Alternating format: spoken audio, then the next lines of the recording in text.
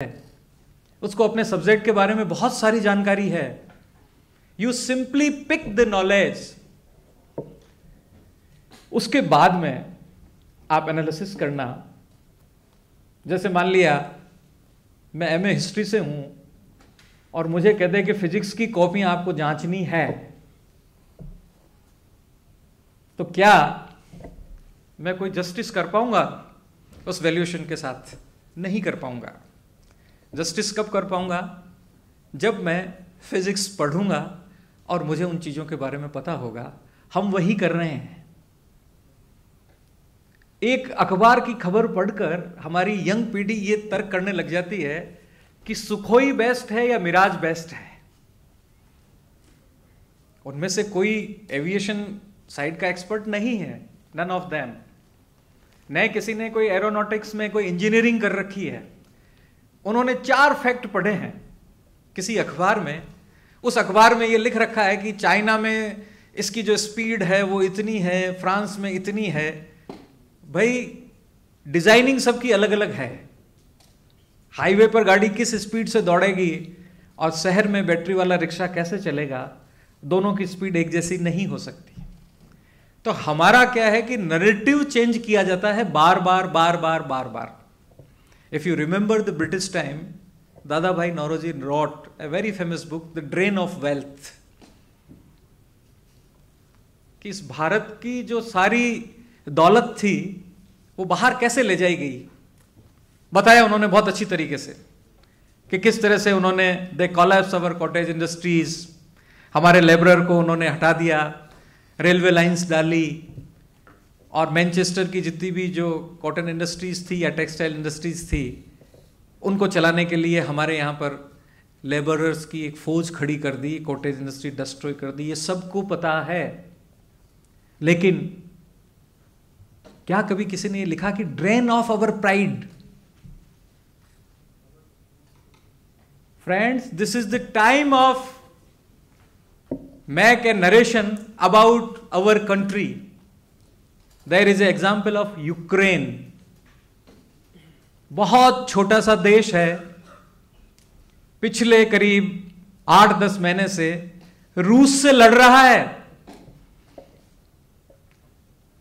वहां के लोगों को सभी तरह की दिक्कत हो रही है। उनके जो ड्रिंकिंग वाटर जो रिसोर्सेज थे उनको डिस्ट्रॉय कर दिया गया, उनके पावर प्रोजेक्ट्स हैं उनको डिस्ट्रॉय कर दिया गया, उनकी रोड्स है उनको रोड्स को खत्म कर दिया गया, उनके एजुकेशनल इंस्टीट्यूट्स पे बम्बार्डमेंट करके उनको Russian collapsed the economy of Ukraine. लेकिन आपने कभी किसी यूक्रेनी का स्टेटमेंट सुना कि अवर प्रेसिडेंट इज रॉन्ग, कि जेलेंस्की गलत है? सब कह रहे नहीं, हम उसके साथ हैं। He represent the nation, he represents the pride of Ukraine. हम उसके साथ हैं। ये नैरेटिव जिन लोगों ने बनाया है वो देश कभी भी गुलाम नहीं हो सकते हैं।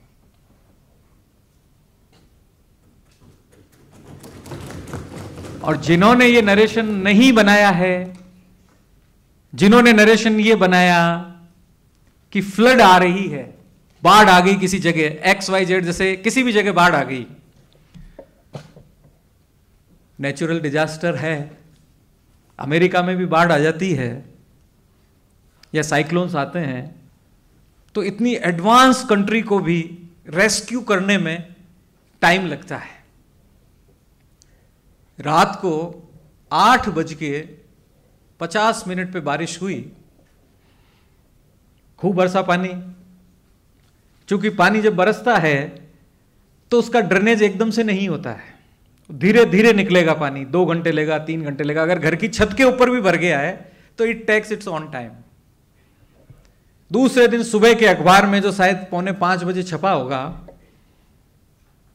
खबर क्या आती है? Criticism of government.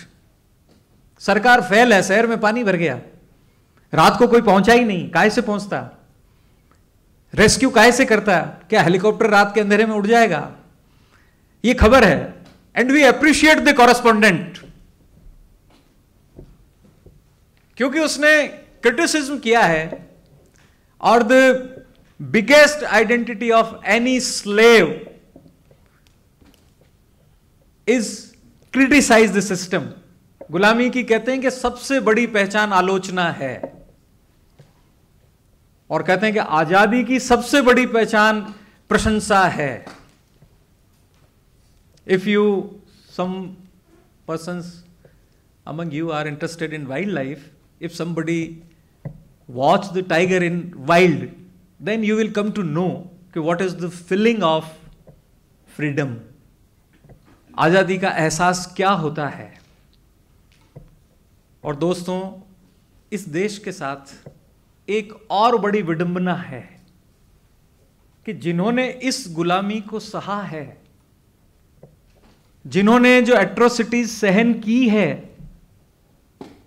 जिन्होंने एट्रोसिटीज का प्रतिकार किया है, उसके रेसिस्टेंस में खड़े हुए हैं, उन लोगों को भी जब राज करने का मौका आया, उन्होंने भी उसी सिस्टम को फॉलो किया, because they were not independent mind set and narration.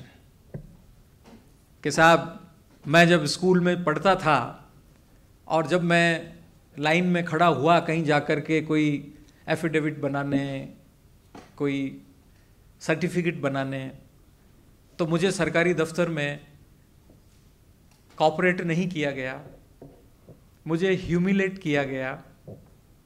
मैंने उसको घर आके अपनी मम्मी को कहा, दोस्तों को कहा कि system is totally collapsed, corruption is everywhere.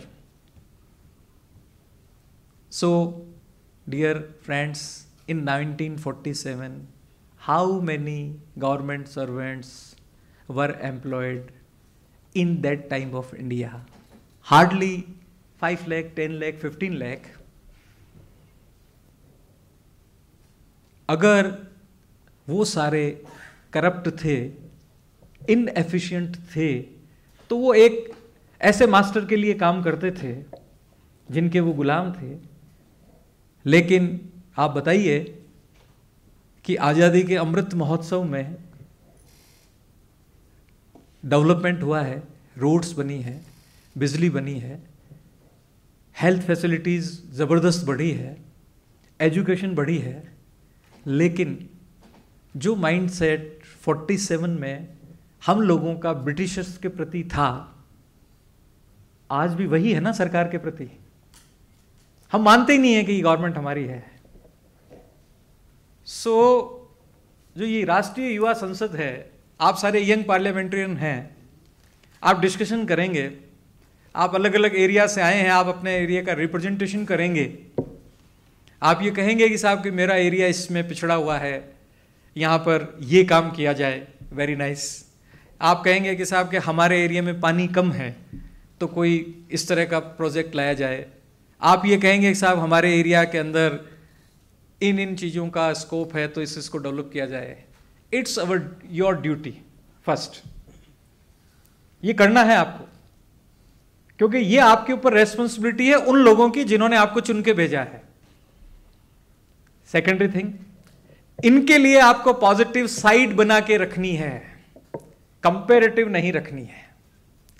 Comparison होते ही डेमोक्रेसी फेल्योर होना शुरू हो जाती है कि साहब एक्स जगह आपने इतना पैसा दे दिया, वाई जगह क्यों नहीं दे रहे हैं? एक्स जगह आपने एम्स खोल दिया, वाई जगह आपने आईआईटी खोल दी, एक्स जगह आपने एयरपोर्ट बना दिया, वाई जगह नहीं।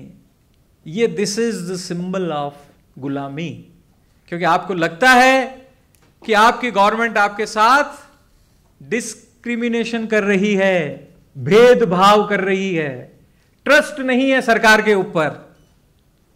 अभी आप देखिए the biggest example of the biggest democracy, जो कहते हैं कि दुनिया में जिन्होंने डेमोक्रेसी की शुरुआत करी, डेमो मीन्स पीपुल, जनता, क्रेसी मतलब रूल, शासन, तो जनता के द्वारा जो शासन किया जाता है वो दैट इज डेमोक्रेसी।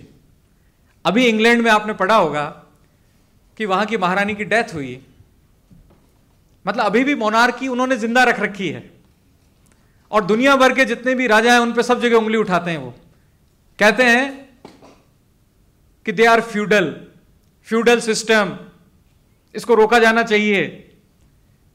और वहां इंग्लैंड में सारे ट्रेडिशन वही हैं। महारानी कह के गई है कि उन्होंने अपनी एक विल लिखी है जो 2074 में खोली जाए। क्या ये डेमोक्रेटिक तरीके हैं? और वो लोग हमें डेमोक्रेसी के बारे में बता रहे हैं। सारे मैनेजमेंट कोर्स, सारे एडवांस कोर्सेज इंग्लैंड में होते हैं। हम ऑक्सफोर्ड में जाते हैं या हम कोई दूसरे इंस्टीट्यूट्स में जाते हैं, वो हमें बताते हैं कि डेमोक्रेसी क्या है। और यहां जहां पंच परमेश्वर वाला सिद्धांत था, यहां भी कोई रिटन कॉन्स्टिट्यूशन नहीं था, लेकिन मॉरल वैल्यूज इतनी हाई थी कि कभी जरूरत ही नहीं पड़ी। उसको तोड़ करके हमने जिन कंट्रीज को फॉलो किया, वहां पर आप जाके देखिए कि सिस्टम में कितनी हिपोक्रेसी है। इंग्लैंड के लोगों ने दुनिया को बताया कि सभी बराबर हैं, कोई डिफरेंस नहीं है, कोई गोरे में नहीं है, कोई काले में नहीं है, कोई छोटे में नहीं है, बड़े में है। Everyone has equal rights. और जब बात ऋषि सुनक को चुनने की आई, तब सारे ब्रिटिशर्स ने यह माना